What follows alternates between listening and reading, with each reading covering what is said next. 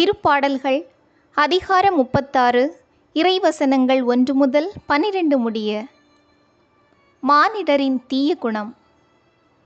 பொல்லாரின் உள்ளத்தில் தீமையின் குரல் ஒலித்து கொண்டே இருக்கின்றது. அவர்களின் மனக்கண்களில் இறையச்சம் இல்லை. ஏனெனில் அவர்கள் குற்றம் வெளிப்பட்டு வெறுப்புக்கு உள்ளாகப் போவதில்லை என இருமாந்து தமக்குத்தாமே பெருமை பாராட்டிக் கொள்கின்றனர். அவர்கள் வாயின் சொற்கள் தீமையும் வஞ்சகமும் நிறைந்தவை. நல்லுணர்வோடு நற்செயல் ஆற்றுவதை அவர்கள் அடியோடு விட்டுவிட்டனர்.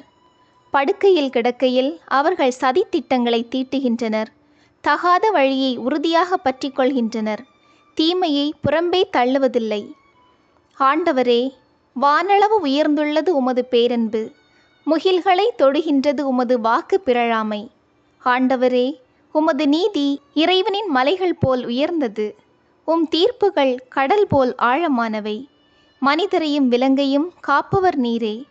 கடவுளே, உமது பேரன்பு எத்துணை அருமையானது. மானிடர் உம் இறக்கைகளின் நிழலில் புகலிடம் பெறுகின்றனர். உமது இல்லத்தின் செழுமையால் அவர்கள் நிறைவு பெறுகின்றனர்.